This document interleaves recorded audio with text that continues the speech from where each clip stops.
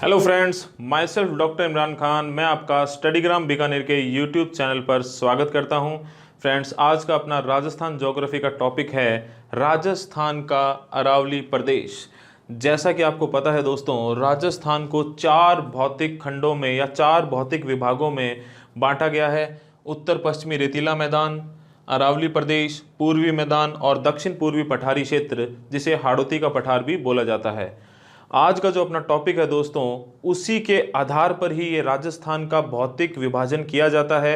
अपने इस मैप में देख सकते हैं कि राजस्थान के लगभग बीच में स्थित है अरावली पर्वत श्रेणी, और इस अरावली पर्वत श्रेणी के आधार पर राजस्थान को 2 भागों में बांटा जाता है। इसके जो पश्चिम का राजस्थान है, इसे मरुस्थलीय राजस्थान कहते हैं और इसी का नाम है उत्तर पश्चिमी रेतीला मैदान।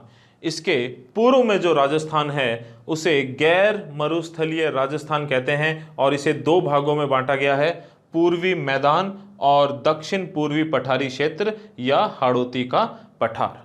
तो फ्रेंड्स, आज का अपना टॉपिक शुरू करने से पहले मैं आपको जिन पॉइंट्स पे अपने चर्चा करेंगे उसकी एक रूपरेखा बता देता हूं।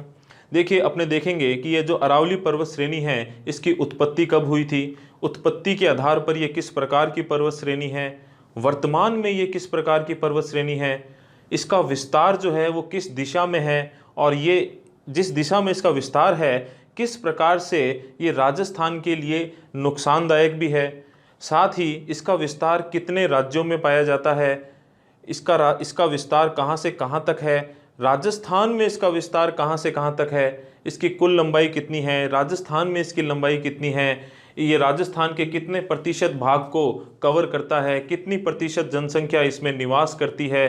साथ ही हम देखेंगे इसकी कुछ प्रमुख विशेषताओं पर चर्चा करेंगे और इसकी कुछ प्रमुख पर्वत चोटियों के बारे में भी चर्चा करेंगे। तो चलिए फ्रेंड्स, शुरू करते हैं अपने आज का टॉपिक, राजस्थान का अरावली प्रदेश या अरावली पर्वत श्रेणी। तो सबसे पहला पॉइंट दोस्तों, ये जो पर्वत श्रेणी है ये विश्व की सबसे प्राचीनतम पर्वत श्रेणियों में से एक है। यह पर्वत श्रेणी विश्व की प्राचीनतम पर्वत श्रेणियों में से एक है और इसकी उत्पत्ति कब हुई थी दोस्तों? प्री कैम्ब्रियन काल में। ये याद रखना भी, उत्पत्ति कब हुई थी? प्री कैम्ब्रियन काल में। अब देखिए, बहुत ही इंपॉर्टेंट चीज बता रहा हूं दोस्तों, उत्पत्ति के आधार पर यह किस प्रकार की पर्वत श्रेणी है, या आपसे कोई सीधा सा पूछे कि यह किस प्रकार की पर्वत श्रेणी है, तो हमेशा किसी भी पर्वत श्रेणी के बारे में पूछा जाता है तो उसकी उत्पत्ति के आधार पर ही अपने आंसर करते हैं। तो ये उत्पत्ति के आधार पर दोस्तों वलित पर्वत श्रेणी है। अब वलित पर्वत श्रेणी या फोल्डेड माउंटेन चेन क्या होती है, थोड़ा सा मैं आपको हिंट देता हूं। देखिए, पृथ्वी की आंतरिक गतिविधियों के कारण यदि पृथ्वी पर इस प्रकार का संपीड़न बल लगे या स्ट्रेस फोर्स लगे और पृथ्वी की ऊपरी सतह जो होती है वो वलित होकर इस प्रकार ऊपर उठ जाए। देखिए दोस्तों, टेबल पर अगर कोई कपड़ा बिछा हुआ है और आप उसको दोनों तरफ से इस प्रकार से कपड़े पर बल लगाएंगे तो कपड़ा वलित होकर ऊपर उठ जाएगा। ठीक ऐसा ही एक कंसेप्ट है, थोड़ा सा ध्यान दीजिए, ज़्यादा विस्तृत चर्चा नहीं करेंगे इस पर। तो इस प्रकार ये पृथ्वी की ऊपरी सतह इस फोर्स के कारण, बल के कारण ऊपर उठ जाती है वलित होकर। तो इस प्रकार जो पर्वतों का निर्माण होता है उन्हें वलित पर्वत कहते हैं। और उत्पत्ति के आधार पर हमारी अरावली पर्वत श्रेणी भी कैसी है? वलित पर्वत श्रेणी। दुनिया के सबसे ऊंचे पर्वत श्रेणियां या दुनिया में सबसे अधिक पर्वत श्रेणियां वलित पर्वत श्रेणियों के ही उदाहरण हैं दोस्तों। लेकिन आप बोलोगे कि इसकी ऊंचाई तो बहुत ज़्यादा नहीं है, तो इसका एक कारण है दोस्तों कि वर्तमान में ये कैसी है? अवशिष्ट पर्वत श्रेणी। एक हाल ही में एक एग्जाम के अंदर एक क्वेश्चन भी आया था दोस्तों कि वर्तमान में अरावली पर्वत श्रेणी किस प्रकार की पर्वत श्रेणी है, तो वर्तमान में कैसी है? अवशिष्ट पर्वत श्रेणी। अवशिष्ट पर्वत श्रेणियां दोस्तों वो पर्वत श्रेणियां हैं जिनका क्षरण हो रहा है, जो धीरे धीरे खत्म हो रही है। तो इनकी ऊंचाई करोड़ों साल पहले बहुत ज्यादा थी, लेकिन वर्तमान में ये क्या है? धीरे धीरे खत्म होकर क्या हो रही है? इनकी ऊंचाई कम होती जा रही है। तो ये वर्तमान में कैसी है? अवशिष्ट पर्वत श्रेणी। उत्पत्ति के आधार पर कैसी है? वलित पर्वत श्रेणी। और वर्तमान शब्द ना हो क्वेश्चन के अंदर, सीधा पूछा हो कैसी है? वलित पर्वत श्रेणी का उदाहरण है। ठीक है दोस्तों, चलिए आगे बढ़ते हैं, इसका विस्तार देखते हैं दोस्तों। तो पहले तो इधर मैप पे थोड़ा सा फोकस कीजिए और अब अपना पूरा फोकस इस डायग्राम पे ले आइए। इसी को उठा के अपने ने यहाँ रखा है। तो दोस्तों अपने को पता है, अपने इससे पहले के वीडियो में चर्चा कर चुके हैं कि राजस्थान जो है वो यहाँ पर अपनी जो सीमा लगाता है, बेसिकली दक्षिण पश्चिम में जो अपनी सीमा लगाता है, किससे लगाता है? गुजरात में, और उत्तर पूर्व में यहाँ पर अपनी सीमा लगाता है हरियाणा से। तो अरावली पर्वत श्रेणी का विस्तार भी देखिए गुजरात, राजस्थान, हरियाणा और दिल्ली में पाया जाता है दोस्तों। या आपने बोल सकते हैं अरावली पर्वत श्रेणी का जो विस्तार है वो 3 राज्यों में, गुजरात, राजस्थान और हरियाणा में पाया जाता है, और एक केंद्र शासित प्रदेश दिल्ली में पाया जाता है। तो इसका विस्तार कितने राज्यों में? 3 राज्यों में और एक केंद्र शासित प्रदेश में है, गुजरात, राजस्थान, हरियाणा और दिल्ली। कहां से कहां तक है? तो इसकी जो शुरुआत है वो मानी जाती है पालनपुर गुजरात से, पालनपुर गुजरात से, और ये दिल्ली में जाकर रायसीना हिल्स तक विस्तृत है। कहां तक विस्तृत है? रायसीना हिल्स तक। देखिए यहाँ पे संसद भवन भी है, राष्ट्रपति भवन भी है, और ये एकमात्र ऐसी पर्वत श्रेणी है जो एक विश्वविद्यालय के अंतर्गत भी आती है। JNU, जवाहरलाल नेहरू यूनिवर्सिटी है ना दोस्तों, उसमें भी इसका कुछ भाग पाया जाता है। तो चलिए आगे बढ़ते हैं। ये पालनपुर गुजरात से, दक्षिण पश्चिम में पालनपुर गुजरात से, उत्तर पूर्व में रायसीना हिल्स दिल्ली तक विस्तृत है। इसकी कुल लंबाई कितनी है दोस्तों? 692 किलोमीटर, 692 किलोमीटर।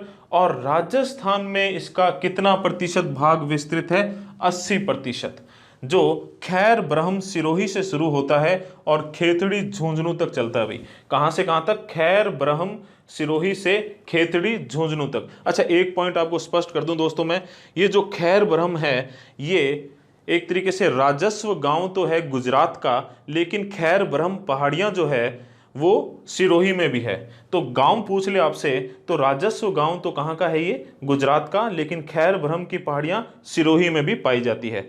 तो राजस्थान में अरावली पर्वत श्रेणी का विस्तार कहां से कहां तक है? खैर ब्रह्म सिरोही से लेकर खेतड़ी झुंझुनू तक। ठीक है भाई। राजस्थान में कितनी लंबाई है इसकी? देखिए कुल लंबाई कितनी? 692 किलोमीटर, और राजस्थान में कुल लंबाई का कितना प्रतिशत भाग? 80% भाग पाया जाता है।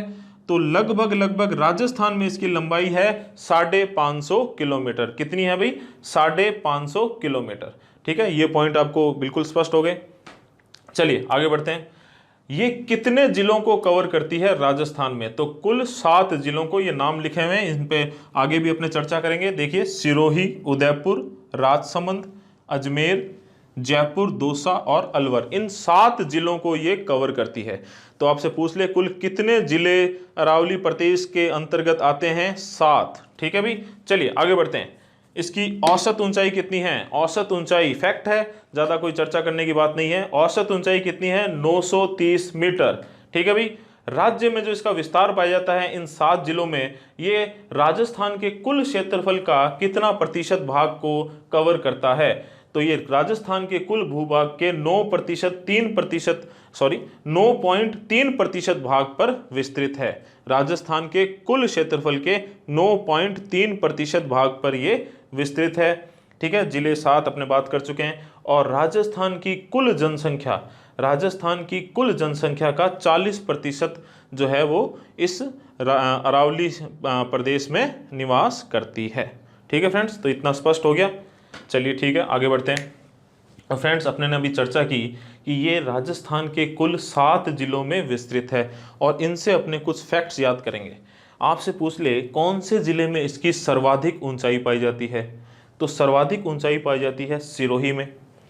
कौन से जिले में इसका सर्वाधिक विस्तार पाया जाता है? इसका सर्वाधिक विस्तार पाया जाता है उदयपुर में।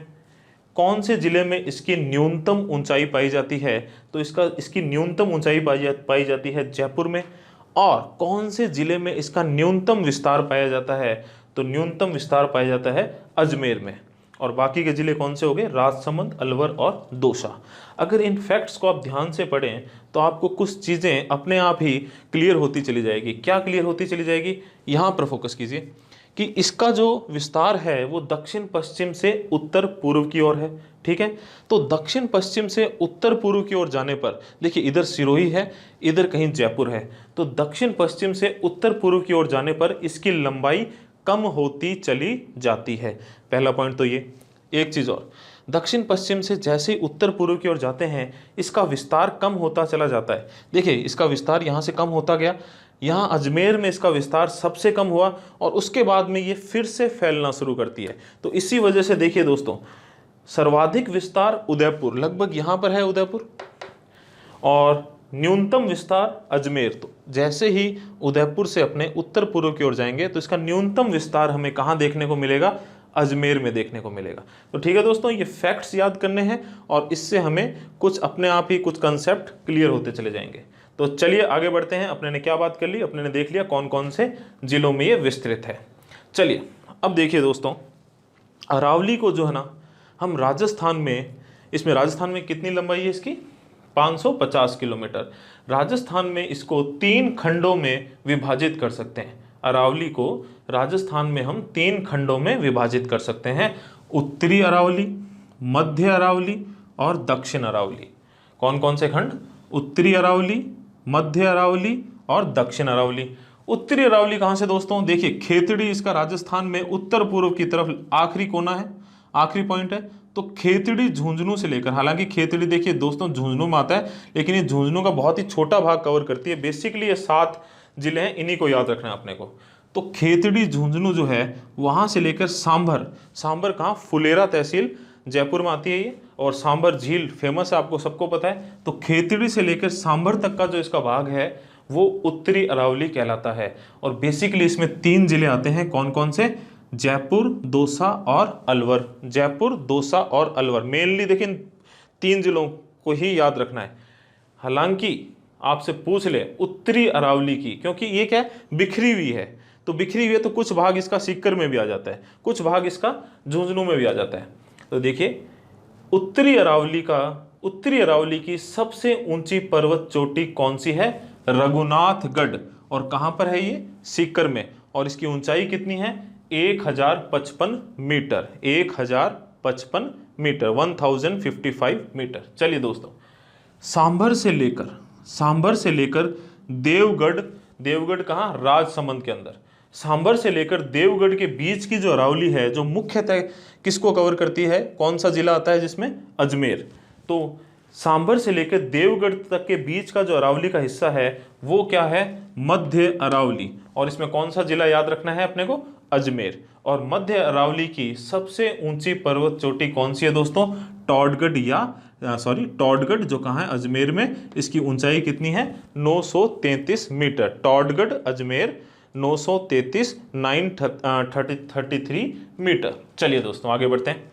देवगढ़ राजसमंद से लेकर खैर ब्रह्म, जो इसका राजस्थान में दक्षिण पश्चिम की तरफ जो आखिरी पॉइंट है, देवगढ़ से लेकर खैर ब्रह्म सिरोही के बीच का जो भाग है वो क्या कहलाता है दोस्तों? दक्षिण अरावली। दक्षिण अरावली। और इसमें 3 जिले याद रखने हैं दोस्तों, सिरोही, उदयपुर और राजसमंद। सिरोही, उदयपुर और राजसमंद। अगर दोस्तों आपने राजस्थान ज्योग्राफी का पहला वीडियो देखा है तो आपको अच्छे से पता है कि राजस्थान में कौन सा जिला कहाँ पर स्थित है, तो आपको ये चीज़ें आराम से समझ में आ जाएगी। और अब तक अगर आपने वो पहला वीडियो नहीं देखा है तो उसे ज़रूर देखें दोस्तों, क्योंकि बार बार वो अपनी चीज़ें रिपीट कर नहीं सकते। और एक बार आप वो पहला वीडियो देख लेंगे तो आपको अच्छे से समझ आ जाएगा कि कौन सा जिला कहाँ पर स्थित है, और ऐसी चीज़ें समझने में आपको बहुत आसानी हो जाएगी। तो चलिए दोस्तों वापस आते हैं इधर। दक्षिण अरावली कितने जिले हैं? सिरोही, उदयपुर और राजसमंद। और दक्षिण अरावली की जो सबसे ऊंची पर्वत चोटी है दोस्तों वो है गुरु शिखर सिरोही, 1722 मीटर, 1722 मीटर। गुरु शिखर कहाँ पर है? सिरोही में। अच्छा, गुरु शिखर सिरोही से एक इंटरेस्टिंग फैक्ट बताता हूँ दोस्तों। देखिए भारत की बात करें तो भारत में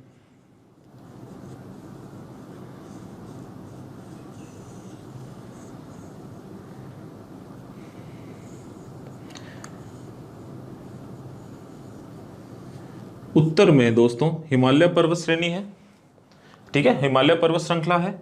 और ये पश्चिमी घाट है और इधर की साइड में पूर्वी घाट है, और पश्चिमी घाट और पूर्वी घाट आपस में एक नीलगिरी पर्वत श्रेणी है, उसमें आके आपस में मिलती हैं। अब देखिए दोस्तों, इंटरेस्टिंग फैक्ट क्या है, जहां पर हिमालय खत्म होता है और नीलगिरी शुरू होती है, उसके बीच का जो भारत का भाग है, उसके बीच का जो भारत का भाग है, अगर आपसे इस भाग में कोई पूछ ले कि सबसे ऊंची पर्वत चोटी कौन सी है, मतलब हिमालय के दक्षिण में और नीलगिरी के उत्तर में भारत में सबसे ऊंची पर्वत चोटी कौन सी है, तो वो अपनी गुरु शिखरी है दोस्तों, 1722 मीटर। तो ये ध्यान रखना भाई, हिमालय के दक्षिण में और नीलगिरी के उत्तर में जो भारत है, या हिमालय और नीलगिरी के बीच का जो भारत है, उसमें सबसे ऊंची पर्वत चोटी कौन सी है, वो गुरु शिखर सिरोही ही है दोस्तों, 1722 मीटर। तो ठीक है भाई, ये पॉइंट जरूर याद रखना दोस्तों, आपसे पूछा जा सकता है एग्जाम्स में। तो अब बात करते हैं अपने ने ये समझ लिया कि इसका विस्तार किस दिशा से किस दिशा में है, ठीक है, कौन कौन से राज्यों में है, कितने राज्यों में है, एक केंद्र शासित प्रदेश भी इसमें शामिल हो जाता है, लंबाई देख ली, राजस्थान में इसका विस्तार कहाँ से कहाँ तक है, कितने ज़िले इसमें शामिल हैं, कितना एरिया ये कवर करती है, इसकी कुल लंबाई कितनी है, राजस्थान में इसकी लंबाई कितनी है, ये सारे पॉइंट्स अपने ने समझ लिए दोस्तों। उत्पत्ति देख ली, उत्पत्ति के आधार पर इसे क्या कहते हैं। अब अपने मेन फोकस करेंगे अरावली पर्वत श्रेणी की विशेषताओं पर। तो देखिए शुरू करते हैं। मरु मार्च को नियंत्रित करती है, यह मरु मार्च को नियंत्रित करती है। मरु मार्च क्या है दोस्तों? मरु मार्च एक्चुअली दोस्तों रेगिस्तान के विस्तार को कहते हैं। देखिए राजस्थान में रेगिस्तान का जो विस्तार है वो इस प्रकार हो रहा है दोस्तों, उत्तर पश्चिम से दक्षिण पूर्व की ओर, ठीक है, लेकिन बीच में अरावली पर्वत श्रेणी है, तो कहीं ना कहीं इस मरु विस्तार को यह रोकती है या नियंत्रित करती है। मरु मार्च किसको कहते हैं? रेगिस्तानी या मरुस्थल के विस्तार को। मिट्टी क्या कर रही है? मार्च कर रही है, तो उसको क्या कहते हैं? मार्च करती है ना सेना, तो मरु मार्च। और मरु मार्च को ये नियंत्रित करती है क्योंकि ये ठीक इसके बीच में आ जाती है। तो ये तो दिशा जो है इसकी अपने लिए लाभदायक है। इसी में आप अपने आगे देखेंगे कि ये दिशा अपने लिए किस प्रकार नुकसानदायक भी है। लेकिन उससे पहले एक चीज और, यह जल विभाजक संधि का कार्य भी करती है दोस्तों। यह क्या करती है? जल विभाजक संधि का कार्य भी करती है। अच्छा, एक फैक्ट आपको बताऊंगा कि राजस्थान की अधिकांश नदियों का उद्गम जो है वो अरावली पर्वत श्रेणी से ही होता है। अब देखिए जल विभाजक संधि क्या है। अरावली पर्वत श्रेणी के पश्चिम में जितनी भी नदियां हैं वो सारी नदियां अरब सागर की ओर जाती है दोस्तों। कहां जाती है? अरब सागर की ओर जाती है। और इसके पूर्व में जितनी भी नदियां हैं जैसे चंबल, ये सारी नदियां अपना पानी लेके कहां जाती है? बंगाल की खाड़ी को। देखिए आप सोचोगे ये चंबल नदी बंगाली खाड़ी को कैसे जाती है?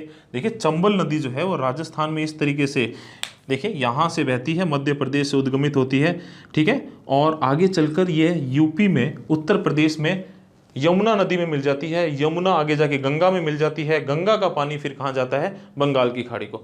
तो अपने तो इतना ध्यान रखें, यह किस का कार्य करती है? जल विभाजक संधि का कार्य करती है। इसके पश्चिम में जो नदियां हैं वो अपना पानी लेकर कहाँ जाती है? अरब सागर की ओर। और इसके पूर्व में जो नदियां हैं वो अपना जल लेकर किधर जाती है? बंगाल की खाड़ी की ओर। तीसरी इसकी विशेषता है दोस्तों, अगर इन चार भौतिक विभागों की बात करें तो सर्वाधिक वार्षिक वर्षा कहाँ होती है? अरावली पर्वत श्रेणी या अरावली प्रदेश में। इन चार भौतिक विभागों की अगर हम तुलना करें तो सर्वाधिक वार्षिक वर्षा कहाँ होती है? अरावली प्रदेश में। ठीक है दोस्तों, अगली जो इसकी विशेषता है यह है अरब सागरीय मानसून पवनों से वर्षा कराने में असमर्थ। तो मैं कह रहा था आपको इसकी दिशा किस प्रकार हमारे लिए नुकसानदायक है।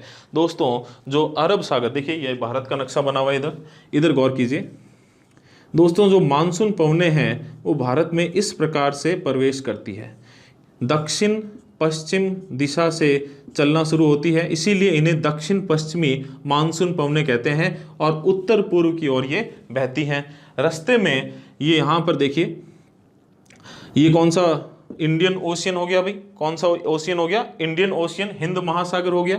इधर की साइड में कौन सा हो गया भाई? अरब सागर हो गया। और ये क्या हो गया? बंगाल की खाड़ी। तो ये यहाँ से नमी लेते हुए ये पवनें जब भारत में आती है तो ये यहाँ पर भारत में बारिश कराती है। अब देखिए इनकी दिशा कैसी है, दक्षिण पश्चिम से उत्तर पूर्व की ओर, दक्षिण पश्चिम से उत्तर पूर्व की ओर, दक्षिण पश्चिम उत्तर पूर्व। तो यह मानसून पवनों के समानांतर है दोस्तों, मानसून पवनों के समानांतर है। इसलिए जो मानसून पवनें राजस्थान में आती है तो अरावली पर्वत श्रेणी उनको रोकती नहीं है। इसी वजह से अरब सागरीय मानसून पवनों के द्वारा यह वर्षा कराने में असमर्थ रहती है, और इसी वजह से राजस्थान में जो अधिकांश वर्षा होती है वो बंगाल की खाड़ी का जो मानसून है उसके द्वारा होती है। कैसे? क्योंकि ये पवनें इधर से इस प्रकार से घूमकर राजस्थान में पहुंचती है, बंगाल की खाड़ी से जो मानसून पवनें हैं इसके बारे में विस्तृत चर्चा बाद में करेंगे। लेकिन इतना सा पॉइंट याद रखें कि राजस्थान में मानसून में होने वाली वर्षा मुख्यतः बंगाल की खाड़ी के मानसून से होती है। ठीक है भाई, तो अरब सागरीय मानसून पवनों से वर्षा कराने में असमर्थ। अब देखिए दोस्तों, इन चार भौतिक विभागों की तुलना करें तो सर्वाधिक वार्षिक वर्षा कहाँ होती है? अरावली प्रदेश में। ठीक है, सर्वाधिक झीलें कहाँ पाई जाती है? अरावली प्रदेश में झीलें पाई जा रही है, सर्वाधिक वर्षा हो रही है। ठीक है, तो सर्वाधिक वन क्षेत्र कहाँ पाया जाता है? अरावली प्रदेश में। अगर सर्वाधिक वन क्षेत्र अरावली प्रदेश में है तो वन्य जीव जंतु कहाँ होंगे? अरावली प्रदेश में। इसी वजह से सर्वाधिक अभयारण्य भी कहाँ पाए जाते हैं? अरावली प्रदेश में। ठीक है दोस्तों, और इन चारों की फिर से तुलना करें तो सर्वाधिक खनिज संपन्न क्षेत्र भी इनमें से कौन सा है? अरावली प्रदेश। अच्छा दोस्तों, एक चीज और, जब खनिजों की बात की है तो एक पॉइंट और याद रखना कि जो अरावली पर्वत श्रेणी है इसका जो उत्तर पूर्व का 2/3 भाग है इसमें क्वार्टजाइट पत्थर की अधिकता पाई जाती है या बहुलता पाई जाती है, और इसका जो दक्षिण पश्चिम का 1/3 भाग है उसमें ग्रेनाइट पत्थर की बहुलता पाई जाती है।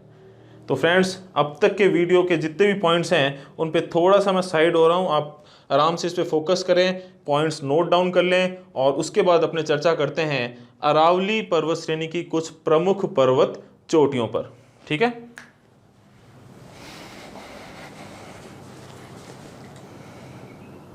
चलिए दोस्तों वीडियो को आगे बढ़ाते हैं।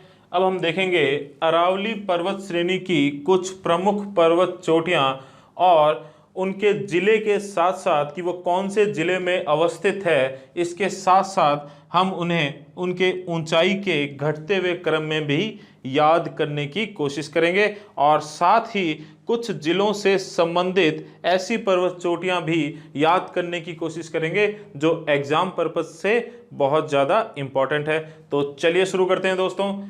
अरावली पर्वत श्रेणी की प्रमुख 10 सबसे ऊंची पर्वत चोटियां, और इसके अलावा भी कुछ नाम हैं, लेकिन शुरू में अपना फोकस रहेगा इन 10 पर। और इन्हें याद करने के लिए दोस्तों एक ट्रिक बताता हूं। देखिए, मेरा ऐसा मानना है कि ट्रिक से याद नहीं करना चाहिए। ट्रिक जो है वो एक इनिशियल हेल्प देती है, और जहां तक हो सके बिना ट्रिक के इन्हें याद रखने की कोशिश करें, लेकिन इनिशियल हेल्प ले सकते हैं। तो देखिए क्या ट्रिक है। गुरु से दे जरा अचल, गुरु से दे जरा अचल, और आगे देखते हैं एक राइम बनेगी, आबू कुंभ रघु, आबू कुंभ रघु ऋषि कमल। तो दोस्तों ये एक राइम या कविता की तरह है, इसे 2-3 बार आप बोलोगे तो आपको याद हो जाएगी। गुरु से दे जरा अचल, आबू कुंभ रघु ऋषि कमल। और इससे हम याद कर सकते हैं अरावली पर्वत श्रेणी की सबसे ऊंची पर्वत चोटी, या मैं कहूं हिमालय पर्वत श्रृंखला, उत्तर में हिमालय पर्वत श्रृंखला से लेकर दक्षिण में नीलगिरी पर्वत श्रेणी के बीच में जो भारत है उसकी सबसे ऊंची पर्वत चोटी कौन सी है? गुरु शिखर। कहाँ है? माउंट आबू सिरोही में है भाई। और ऊंचाई कितनी है? 1722 मीटर। इसके बाद देखिए शेर सिरोही, याद हो जाएगा, शेर सिरोही। शेर कहाँ पर है? सिरोही में। ऊंचाई कितनी है? 1597, 197 मीटर। इसके बाद देलवाड़ा, देलवाड़ा कहाँ पर, ये भी सिरोही में, ऊंचाई कितनी 1442, 1442 मीटर। अब देखिए तीनों सबसे ऊंची पर्वत चोटियां कहां पर है भाई, सिरोही में। इसके बाद जरगा, जरगा जो पर्वत चोटी है वो कहां पर है, उदयपुर में, और ऊंचाई कितनी 1431 मीटर, 1431 मीटर। अच्छा, इसकी ऊंचाई ऐसे याद कर सकते हो, एक छोटी सी ऐसी ट्रिक सी है, 14 दूनी 28 और 28 में 1 2 3, इससे ऊपर कितनी पर्वत चोटियां, 1 2 3, 28 में 3 अगर अपने ऐड करेंगे जोड़ेंगे तो कितने हो जाएंगे 31। तो देखिए 1431 मीटर। अचलगढ़ सिरोही, अचलगढ़ कहां पर है, सिरोही में, ऊंचाई कितनी 1380 मीटर, 1380 मीटर। आबू, आबू सबको पता ही है कहां पर, आबू चोटी कहां पर, सिरोही में, ऊंचाई कितनी 1295, 1295 मीटर। कुंभलगढ़, कुंभलगढ़ बहुत फेमस जगह है, कहां पर, राजसमंद में, ऊंचाई कितनी 1224, 1224 मीटर, 12 दूनी 24। इस तरीके से याद रखें। रघुनाथगढ़, रघुनाथगढ़ की बात अपने पहले भी कर चुके हैं भाई। उत्तरी अरावली जो है उसकी सबसे ऊंची पर्वत चोटी कहां पर है, सीकर में, ऊंचाई कितनी 1055, 1055 मीटर। उसके बाद में ऋषिकेश, देखिए ऋषिकेश, बाल, ऋषि के केस कहां पर होंगे, सर पर होंगे, तो ऋषिकेश कहां, सिरोही में, ऊंचाई कितनी 1017 मीटर, 1017 मीटर। इसके बाद कमलनाथ, कमलनाथ कहां पर याद करनी है, उदयपुर में, कमलनाथ की पहाड़ी कहां, उदयपुर में, ऊंचाई कितनी 1001 मीटर, 1001 मीटर। तो इस तरीके से ये 10 पर्वत चोटियां हैं दोस्तों, ट्रिक से याद रखें और कहां पर हैं ये याद रखें और इनकी ऊंचाई भी याद रखें। इसके बाद कुछ और नाम लिखे हुए हैं, इनको भी याद रखने की कोशिश करें। टाटगढ़ अजमेर, अपने पहले भी याद कर चुके हैं, इसको जिक्र आ चुका है इसका। टाटगढ़ मध्य अरावली की सबसे ऊंची पर्वत चोटी, कितनी ऊंचाई कहां पर है, अजमेर में, कितनी ऊंचाई 930 मीटर, 930 मीटर। खो की पहाड़ी कहां पर, जयपुर में, ऊंचाई कितनी 920 मीटर, 920 मीटर। तारागढ़ कहां, अजमेर में, ऊंचाई कितनी 873 मीटर, 873 मीटर। बहराज की पहाड़ी कहां पर, अलवर में, ऊंचाई कितनी 793 मीटर, 793 मीटर। बबाई की पहाड़ी कहां पर, जयपुर में, ऊंचाई कितनी 780 मीटर, 780 मीटर। और बैराट की पहाड़ी कहां पर, जयपुर अलवर के सीमावर्ती क्षेत्र में, ऊंचाई कितनी 704, 704 मीटर। तो दोस्तों ये सारे नाम ये कौन से जिले में हैं और इनकी ऊंचाई याद रखने की कोशिश करें, एग्जाम पर्पज से इंपॉर्टेंट है। और अब अपने चलते हैं कुछ जिलों के नाम पे आते हैं और उनसे संबंधित पर्वत चोटियों के नाम याद रखने की कोशिश करते हैं। तो सबसे पहले उदयपुर की बात करते हैं दोस्तों। अरावली का सर्वाधिक विस्तार कहाँ पाया जाता है, उदयपुर में, याद होगा आपको। उदयपुर से संबंधित कुछ पर्वत चोटियां, कुछ नाम तो यहाँ पर मिल गए हैं आपको, कुछ और पर्वत चोटियां हैं जो अपने को याद रखनी है। जरगा, रागा, गिरवा, ऋषभ देव। अब देखिए दोस्तों, ऋषिकेश, ठीक है, ऋषिकेश, ऋषभ देव, नाम में थोड़ा सा कंफ्यूजन हो सकता है। ऋषिकेश, ऋषि के केस कहाँ, सर पर, तो ऋषिकेश कहाँ, सिरोही में। ऋषभ देव कहाँ, उदयपुर में। जरगा, रागा, गिरवा, ऋषभ देव, गोकुंदा और बिछामेड़ा की पहाड़ियां कहाँ, उदयपुर में। अगला जिला राजसमंद। राजसमंद से जो याद रखनी है दोस्तों, खमनौर, खमनौर की पहाड़ी, बिजराल, दिवेर, राजस्थान का मैराथन, सुना होगा आपने, किसे राजस्थान का मैराथन कहते हैं, दिवेर के युद्ध को, वही है भाई। खमनौर, बिजराल, दिवेर और कुंभलगढ़। इसके बाद अजमेर की बारी, अजमेर की बात करते हैं। अजमेर से जो पहाड़ियां याद रखनी है, नाग की पहाड़ियां, पिछले वीडियोस अगर आपने देखे हैं तो आपको याद आ रहा होगा। पश्चिमी राजस्थान की सबसे लंबी नदी कौन सी है, लूनी नदी, और लूनी नदी का उद्गम कहां से होता है, नाग की पहाड़ियां, अजमेर से। तो ये वही नाग की पहाड़ियां भी, नाग की पहाड़ियां, मेरवाड़ा, बीठली, टाटगढ़, ये सभी नाम, ये सभी पहाड़ियां आपको कहां से याद रखनी है, अजमेर से। इसके बाद बात करते हैं सीकर की खंडेला की पहाड़ियाँ। याद आ रहा है, इसका जिक्र हो चुका है। कांतली नदी जो है खंडेला की पहाड़ियों से उद्गमित होती है, सीकर में से होती हुई झुंझुनू को ठीक बीच में से काटती हुई बहती है और चूरू की सीमा से जस्ट पहले खत्म हो जाती है। तो खंडेला की पहाड़ियाँ और सीकर में ये जो कांतली नदी का अपवा क्षेत्र है, इसको तोरावाटी भी कहते हैं। तंवर वंश का क्षेत्राधिकार रहा हुआ है, तो वहाँ की कुछ पहाड़ियों को वहाँ पे तोरावाटी की पहाड़ियाँ भी कहते हैं। खंडेला, तोरावाटी, हर्ष का पर्वत, लोक देवता हैं, ध्यान होगा आपको, मालखेत, पलखेत, तो ये नाम आपको याद रखने हैं सीकर जिले से। और जयपुर की बात करते हैं। जयपुर से संबंधित जो एग्जाम पर्पज से इंपॉर्टेंट पहाड़ियां हैं वो हैं बैराठ की पहाड़ी, मनोहरपुरा, सेवर, चैनपुरा, जयगढ़, नाहरगढ़, किले भी हैं, जयगढ़ का किला, नाहरगढ़ का किला, और झलाना की पहाड़ी। तो ये सारे वो नाम है दोस्तों जो इनके जिलों के साथ याद रखने हैं, ऊंचाई याद नहीं करनी है इनकी। और ये वो नाम है जो जिले के साथ साथ हमें ऊंचाई भी याद करनी है और इनको घटते हुए क्रम में भी याद करना है। घटते हुए क्रम में 10वें नंबर तक आप याद रखें। तो चलिए दोस्तों, आई होप आपको वीडियो पसंद आया होगा। मैं थोड़ा सा साइड हो रहा हूँ, आप ये जितने भी पॉइंट्स हैं सारे उतार लें, वीडियो को पॉज कर लें, अच्छे से अपने नोट्स के अंदर उतार लें इन पॉइंट्स को।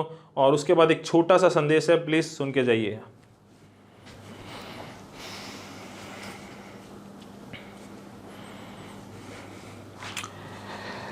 तो दोस्तों, आपको वीडियो पसंद आया है तो लाइक कीजिए। कोई भी सुझाव है, वीडियो की कोई भी आपको बात अच्छी लगी, कमेंट बॉक्स में जाइए, कमेंट कीजिए। देखिए, आप जो कमेंट करते हैं, आप जो हमें एप्रिसिएशन देते हैं, यही हमारी मेन शक्ति है, पावर है। यही हमें जोश से भरता है कि हमें वीडियो और भी जोश से बनाने हैं। और एक तरीके से हमें ये बताता है भाई सही दिशा में बढ़ रहे हो, सार्थक तरीके से बढ़ रहे हो। देखिए, आदित्य अनुराग जो हैं, उन्होंने एक कमेंट किया था कि भी उन्हें राजस्थान जीके पढ़ने में बहुत आसानी हो रही है अब। वैसे ही इरफान खान हैं झुंझुनू से, उन्होंने पर्सनली मुझे व्हाट्सअप, मेरे नंबर कहीं से लिए और मुझे व्हाट्सअप किया कि भाई आपके वीडियोस बहुत पसंद आ रहे हैं। तो ये जो चीज़ें ना भाई हमें जोश भरती है।